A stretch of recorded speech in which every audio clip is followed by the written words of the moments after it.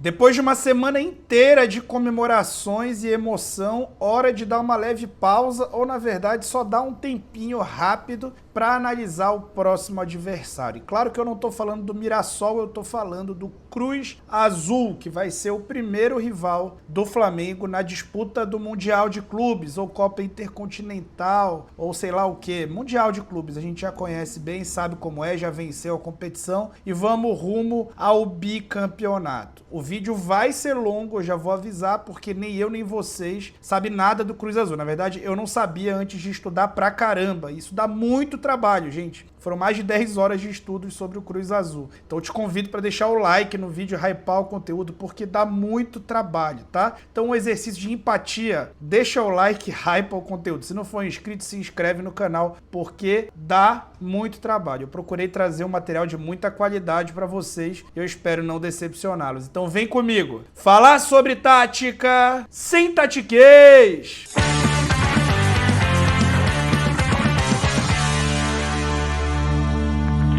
Diretão aqui para escalar como deve ser essa equipe do Cruz Azul. O Cruz Azul é treinado pelo técnico argentino, também jovem, mais ou menos da idade do Felipe Luiz, chamado Nicolás Larcamón, tá? O Nicolás Larcamón vem daquela leva de técnicos argentinos que rodam o mundo inteiro, e esse está rodando pelas Américas, né? Já foi técnico do Cruzeiro na época da SAF do Ronaldo Fenômeno, acabou não dando certo, já estava no momento de transição da SAF, desinvestimentos do Ronaldo, então ele tem todas as desculpas do mundo para que não tivesse dado certo. É uma equipe que não é trabalhada a partir do seu treinador. É um clube que costuma ter o seu trabalho feito a partir de uma direção esportiva profissional. O diretor esportivo é o Ivan Alonso, que criou, junto com o clube, um modelo de jogo determinado, tá? Então todos os técnicos têm que seguir essa cartilha, e isso deu muito certo com o Martin Anselmi, né, que saiu recentemente, tem mais ou menos um ano, foi pro Porto, né, de Portugal, depois de conquistar títulos. E aí, depois de alguns técnicos não seguindo muito bem a cartilha do clube, não necessariamente indo tão mal assim, mas sendo demitidos, chegou o Nicolás Larcamón com o crédito de já ter vencido a Conca Champions de 2022-23 com o León. Ele tá lá 22 jogos e já levou o time para a semifinal do campeonato do Apertura do campeonato mexicano, que é um campeonato sim muito concorrido, de muito investimento, tá? A tática vocês já notaram aí, a formação é esse 3-4-2-1, mas é claro que o vídeo não vai ser só isso, afinal de contas, possivelmente você não conheça nenhum desses caras, né? O homem-gol desse time é um dos grandes destaques, mas eles têm um desfalque muito sério, que é o goleiro, tá? O Mier teve uma lesão, uma fratura, e tá fora do time. No seu lugar entrou o goleiro Gudinho, e o Gudinho é um jogador que é daquele tipo de goleiro que já tem os seus 28 anos e que raras vezes foi titular na vida. É um cara que tem poucos jogos, tá? Como profissional. Foi titular do próprio Cruz Azul por um breve momento durante uma outra lesão de goleiro. Então, olho nisso, tá? Então, olho nisso, porque pode ser um fator complicador para a equipe do Larcamón. Então, o Toro Fernandes é o grande homem-gol desse time, tem passagem pelo futebol espanhol, com destaque pelo Celta de Vigo, e é um cara que finaliza muito de primeira, tá? Um cara já experiente, que tá fedendo a gol de um jeito incrível, tem feito gol quase todo o jogo, tá? O grande craque do time, na minha opinião, um dos dois craques desse time é o Paradela, tá? O Paradela argentino, com passagem pelo River Plate, é um jogador canhoto, que joga mais nesse centro pro lado direito, que dá muita bola em profundidade pro Jorge Sanches, pro próprio Toro, que organiza muito o jogo, inverte muito pro Rotondi, que é o ala esquerdo, que tem um jogo de profundidade. A maior parte dos cruzamentos desse time vem a partir do lado esquerdo do campo, e o Paradela também entra muito na área, tem faro de gol, dá muita assistência, ele é mais flecha do que arco. E ele joga do lado de um arco, né, que é mais arco do que flecha, e eu tô falando do Carlos Rodrigues. Carlos Rodrigues, com muitos jogos pela seleção mexicana, disputa a vaga para ir para a próxima Copa do Mundo, e ele é um armador, né, então ele é um cara que pisa menos na área, mas ele é até mais técnico do que o Paradela e mais construtor de jogo. Então é muito comum o Faravelli ir pro banco banco em alguns jogos para o Carlos Rodrigues ser titular como volante, por exemplo, tá? Outras vezes ele joga mais avançado, especialmente contra adversários em que o time vai ter um pouco mais de conservadorismo para atacar, tá bom? Então, 3 dos principais desfalques ofensivos. Vocês vão ver quanto é um time forte, tá? Na volância, você tem o Faravelli. Tu acompanha futebol sul-americano, Libertadores, Copa Sul-Americana, você tá lembrado desse cara. Teve muito destaque pelo Independiente Del Valle, se linkou muito ele a times brasileiros e ele joga muito realmente, tá? Joga muito, mas não é titular absoluto do time, ele entra e sai do time quando o Carlos Rodrigues eventualmente é recuado para fazer essa função. Um jogador que chegou essa temporada por um bom valor pago foi o Jeremy Marques, tá? Ele é um jogador que tem uma leitura muito boa de espaços, vocês vão ver quando a gente for para o campo, e é um jogador que constrói também o jogo e é marcador, a exemplo também do Faravelli, tá bom? E aí a gente continua falando desse time de jogadores de seleção, como por exemplo o Jorge Sanches, que tem, sei lá, 60 jogos pela seleção mexicana, também disputa a ida para a Copa do Mundo, é um lateral bastante equilibrado, não acho ele tão ofensivo quanto o Rotondi, que é o lateral argentino que joga do outro lado, mas é um lateral que tem muita qualidade, especialmente em cruzamento. É um lateral importante, tá, no futebol mexicano e é também base desse time aí do Cruz Azul, tá bom? Um pouco recuando ali um pouco mais o time, tem o Orozco. O Orozco foi um dos principais investimentos da temporada, se eu não me engano jogava no Chivas Guadalajara, chegou por 11 milhões de euros, é um time que tem muito dinheiro, tá? O futebol mexicano tem muito dinheiro. Time que investiu aí valor próximo ao do Flamengo na temporada e tem folha de pagamento também parecida, tá? O Orozco é um zagueiro canhoto que faz construção de jogo, é alto, tá? E é um jogador que também chuta de fora da área. Vocês vão entender o quanto esses zagueiros que jogam mais pelo lado são importantes. Tanto o Orozco quanto o Willer Dita, colombiano, que a gente já vai chegar nele, são jogadores que também já jogaram como lateral e nessa tática do time muitas vezes interpretam um lateral, tá? Um lateral mais recuado, tem liberdade para chutar no gol, tem liberdade para progredir. É um time muito ofensivo, tanto quanto o Flamengo, tá? É o time que é líder de posse de bola da sua liga, que tem muita ferramenta para construir, que usa um ataque posicional ali cadenciado para atacar. É um time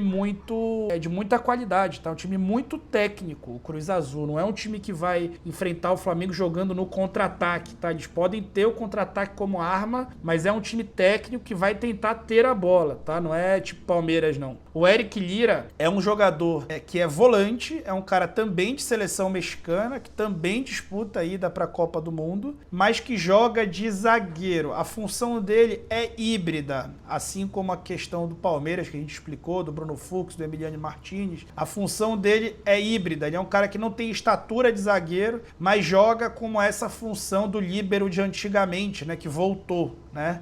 E voltou com tudo para o futebol, um jogador que está jogando ali, muito fazendo esse equilíbrio, com bola sempre entre os zagueiros, sem bola ele avança muito para proteger entre linhas. Na verdade, todos os três avançam muito, é o time que marca individual e a gente vai mostrar isso já já. O Willer Dita é o último dos jogadores que a gente vai destacar. Notem que de 11 jogadores a gente destacou 9, né? E a gente ainda vai destacar mais um. A gente só destacou 9 porque o Mier tá lesionado, né? Senão a gente tinha destacado 10. E o Rotondi é um lateral de muita profundidade, que a gente também não deu destaque. O Willer Dita é um jogador que também tem histórico como lateral, é zagueiro, também é alto, também sai bem pro jogo e tem sido convocado e tem até jogado nos jogos da seleção colombiana, mais um que deve ir à Copa do Mundo. Estamos falando de um time muito qualificado, não precisou esconder nada, né, para dizer isso. No banco tem mais gente interessante, tá? Esse aqui é um que muita gente já apelidou de novo Messi, que é o Luca Romero. Ele ainda tem idade para despontar. Hoje é reserva do time, né? E ele é reserva legal, tá? Não é a primeira opção para entrar. É um reserva daqueles jogadores de frente ali, especialmente do Paradela e do Carlos.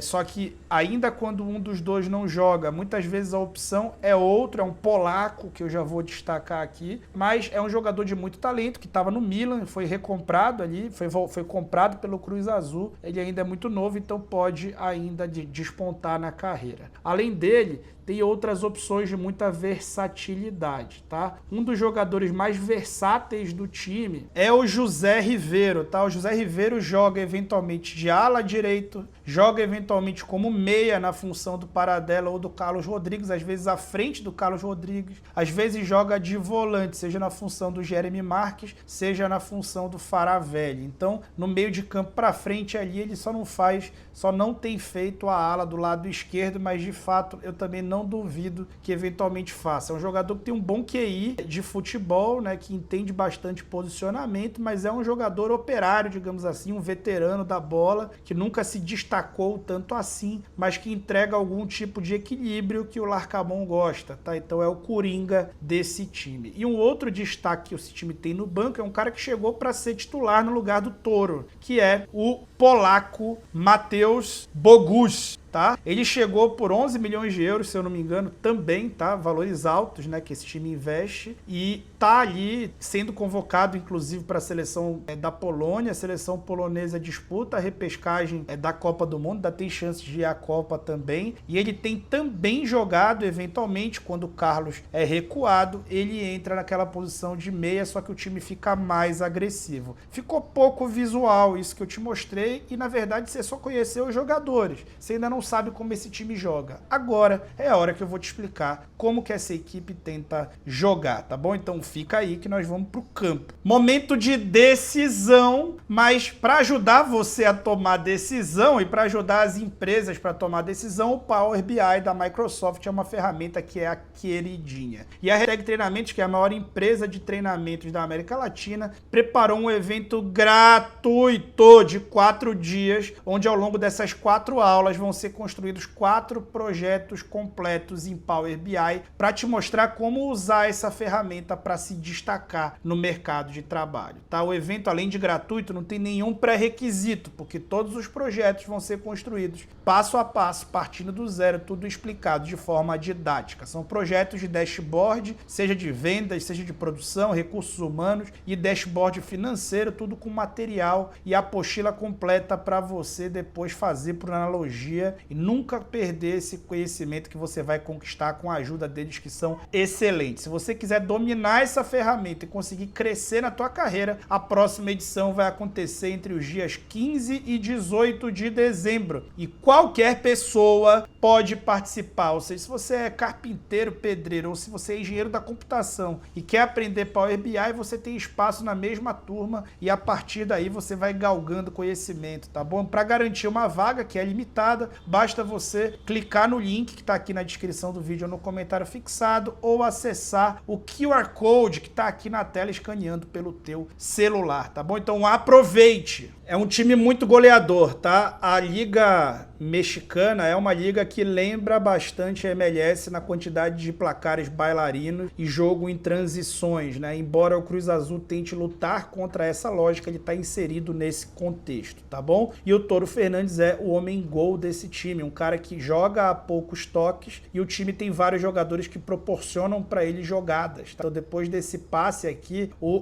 Paradela abriu as pernas e deu a assistência extraoficial, tal qual o Jorginho fez para o Samuel Lino, né? Um time que está numa maratona de jogos e isso pode ser muito importante para o Flamengo, tá? O camisa 10 do Flamengo é o cansaço do Cruz Azul, que vai estar mais desgastado do que o Flamengo para essa partida. Aqui a gente mostra uma construção desde a base da jogada e a gente vê o Riveiro que estava jogando, falei que ele era coringa, estava jogando de lateral, ala direito nesse jogo.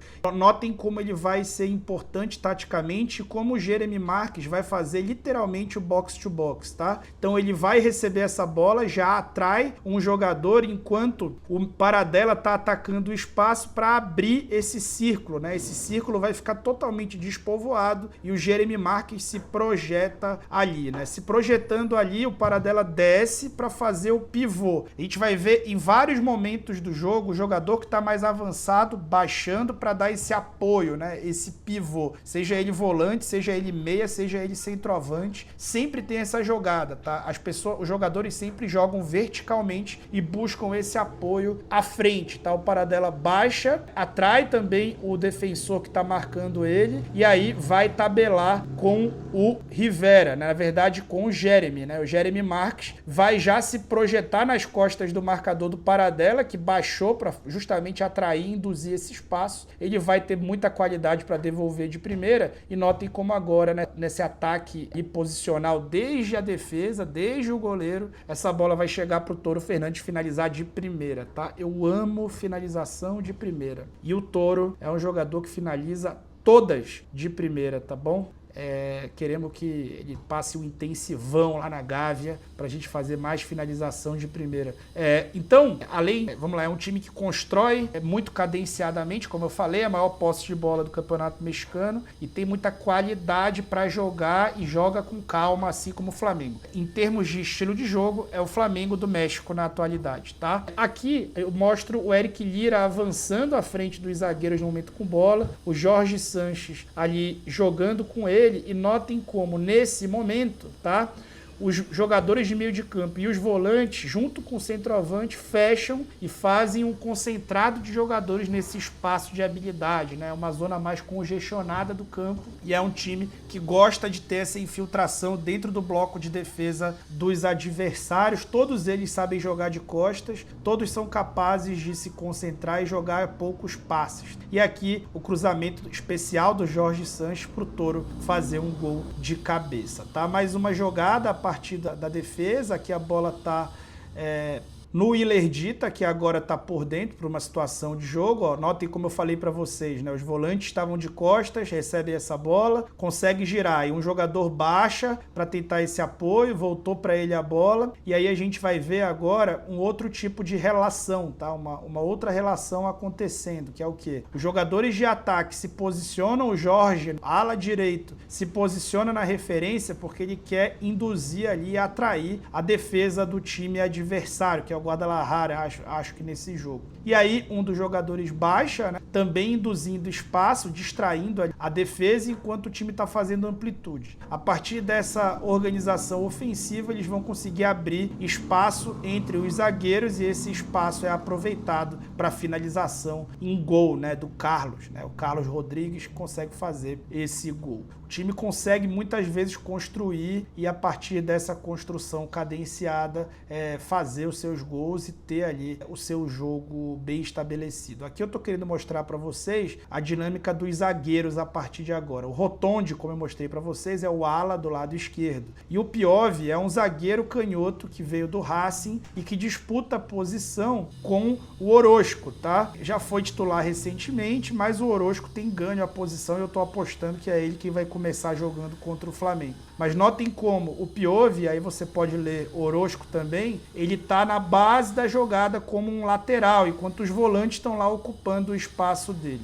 Enquanto isso, os meias se juntam, né, passam a jogar muito próximos nesse espaço de habilidade e dentro desse espaço mais de força, que são os corredores, já vê a profundidade do lateral. O Rotondi é o cara que dá mais profundidade do que o Jorge Sanches e por ali são feitas a maior parte dos cruzamentos. Pelo lado direito, a mesma coisa acontece com o Dita, né? Então a gente vê agora aqui o Eric Lira, né, junto com o Orozco. O Orozco do lado esquerdo, o Lira no meio, né, ali nessa saída de 3, né, que numa construção a 3, já no momento de progressão de jogo, numa segunda fase. O Ilerdita se projeta, ele é o zagueiro pelo lado direito e tem liberdade para ler os espaços, progredir, muitas vezes entrar na área e vai finalizar de longe, tá? Aqui, ó, o Ilerdita tá com a bola, de novo, tentativa de jogo de imposição territorial, ele vai dar o passe pro Jorge Sanches e ele vai lá pro meio da área, ó. E aí o time vai muitas vezes fazer isso, tá? Quando ele estiver atacando uma equipe que tá com bloco baixo, ele vai intercalar a última linha do adversário, vai posicionar muita gente tentando empurrar essa última linha o mais recuado possível para gerar espaço na frente da área. E quem vai fazer o gol dali daquele espaço é o próprio Orozco, né? Que é o zagueiro. Assim como o Dita chutou aquele outro chute, o Orozco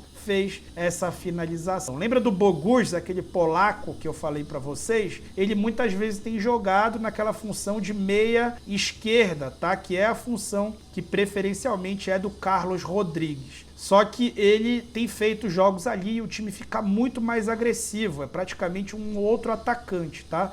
Então quando ele tá lá, ele fica atacando a área o tempo inteiro e aí ele fica fazendo movimentos de atacante e baixando também para receber na frente da área, tá? O time fica muito mais ofensivo e muito mais finalizador quando ele joga. E eventualmente, ó, ele vai receber essa bola na base, mas vai ter sempre a mentalidade de atacar a área, muito diferente do Carlos Rodrigues, que é um jogador mais de base de jogada, que está até participando dessa construção, que vai terminar no gol desse Bogus, que ainda não virou titular absoluto, que acabou de chegar também e aos poucos se adapta à equipe. Notem como são muitas jogadas que a gente vê desse time empurrando o adversário para trás. E aqui eu quis trazer um pouco da qualidade técnica que os zagueiros têm. Já mostrei bastante, vou continuar mostrando. Olha onde está o Dita. Entre 3 jogadores ele vai ter o recurso para sair da marcação, continuar a construção e aí o Carlos Rodrigues vai ter um passe vertical. Notem como é um time que abre espaços por dentro. Coloca alas jogando pelos lados, mas não preferencialmente usa eles, tá? Acaba usando também muito os passes por dentro, tem muitos jogadores de qualidade para jogar pelo corredor central. Aquele é o Cruz Azul no momento com bola, tá? No momento sem a bola, é um time de marcação individual alta, tá? Como tem sido uma tendência do futebol moderno. Um time que preza muito por essa pressão, é o time mais pressionante do futebol mexicano, que menos permite passes durante a construção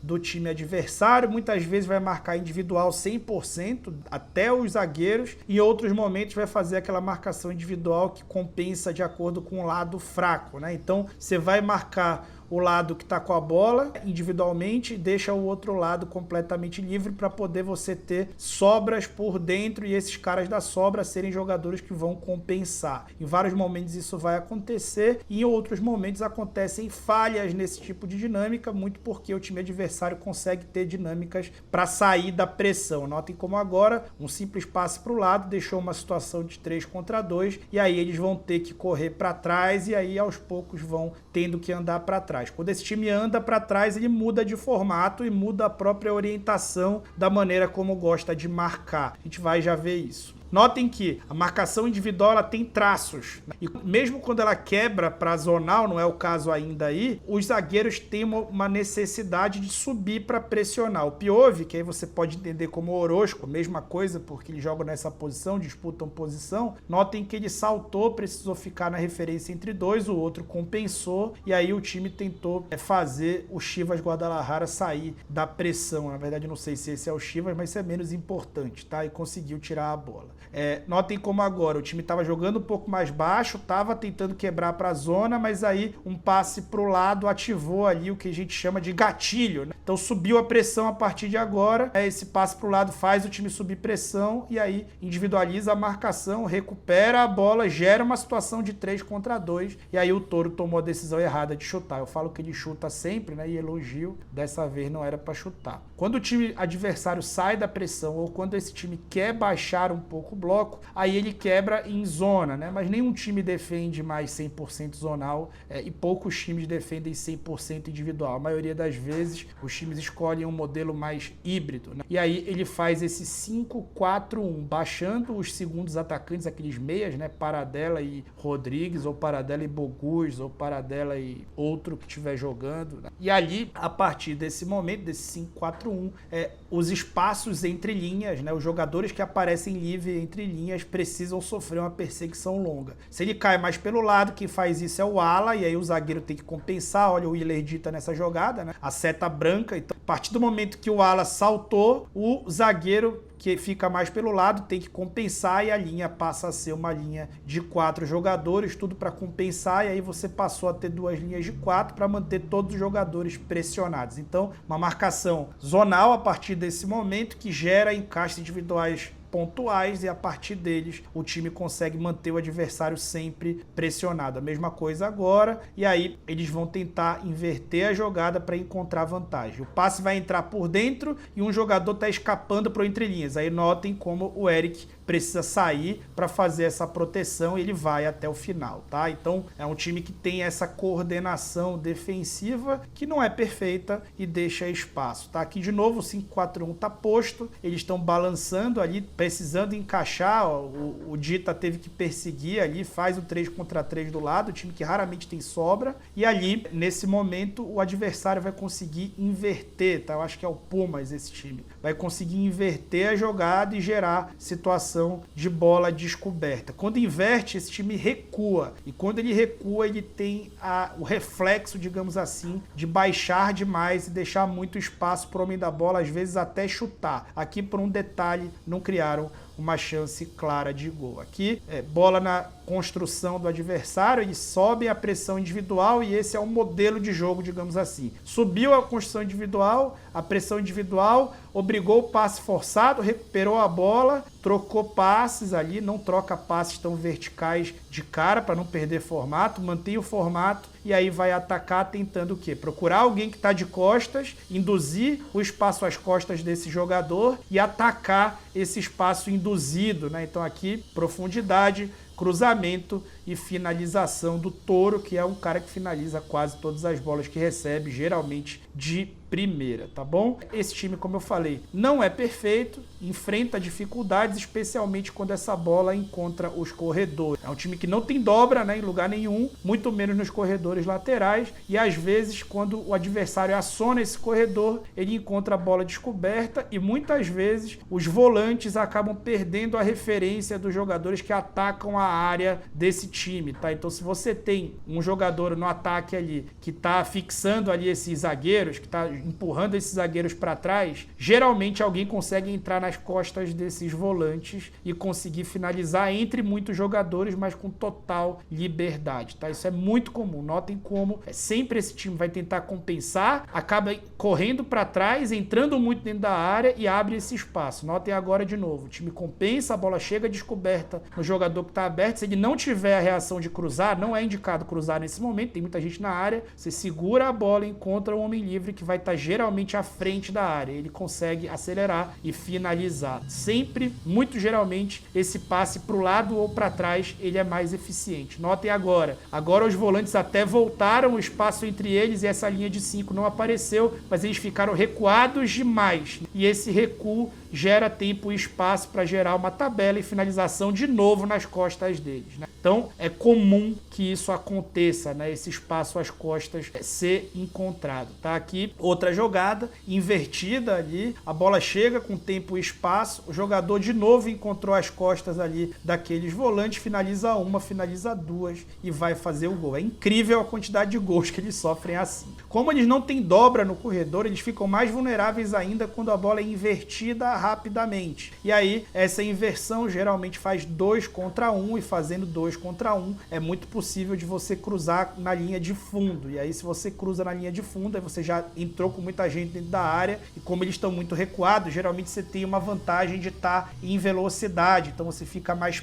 com o corpo mais pesado e você vai amassar quem tiver na tua frente e não vai ser falta, tá? Esse tipo de jogada, né, também é muito comum, esse único marcador que fica pelo corredor, que é o ala posicionado ali, dele tá induzido ali por um jogador que fica como isca. Então esse jogador de vermelho, ele tá entre dois jogadores, né, desse time do Cruz Azul e acaba sendo uma isca para roubar a atenção desse ala. Enquanto ele perdeu a atenção, o jogador já tá atacando as costas dele e aí já era, meu amigo, já era. Gol sofrido. Então passa longe de ser um time perfeito e passa longe de ser um time fraco. É uma equipe muito qualificada com um grande investimento e o Flamengo vai ter que jogar na sua melhor versão para vencer. A vantagem física deve ser maior até do que a técnica, tendo em vista que são uma equipe de grande investimento. A vantagem tática também pode aparecer porque o trabalho do Flamengo é mais longevo e está num estágio mais avançado do que o trabalho por lá. Mas nada pode ser tratado como facilidade. O Flamengo e a sua torcida não podem jamais estar pensando no PSG, porque o desafio é grandíssimo, tá? Nos próximos dias vai sair outra análise com outra abordagem no canal da Flamengo TV, com o Exposed Tático, que dessa vez eu gravei junto com meu amigo Emer Show, dos Estúdios Show. E, aliás, se inscreve no canal do Emer Show, tá? Porque ele é fera, tá? E tá crescendo aqui no YouTube. Aliás, se tu já tá pensando no PSG, tá na hora de controlar essa ansiedade, tá? Então, aproveita o intensivão de Power BI da Hashtag, é um evento de 4 dias, ao longo de 4 aulas, vão ser construídos 4 projetos completos em Power BI, que é a ferramenta queridinha das empresas. Se inscreve no curso que é gratuito e sem pré-requisito, que vai acontecer entre os dias 15 e 18 de dezembro. Então, clica no QR Code, mira no QR Code ou clica no link que está na descrição do vídeo, se inscreve e aproveita essa oportunidade de aprender gratuitamente. Conhecimento nunca é demais e é a partir disso que a gente cresce na vida e se desenvolve, tá bom? Então, agradeço a todos vocês aí pela audiência, deixa o like, se inscreve no canal, recomenda o vídeo para geral. Estamos em dezembro, vamos tentar alcançar os 115 mil inscritos esse ano e vamos pelo bi, tá bom? Se o Flamengo ganhar o bi, fica a promessa aqui, tá? Vai nevar, tá bom? Valeu!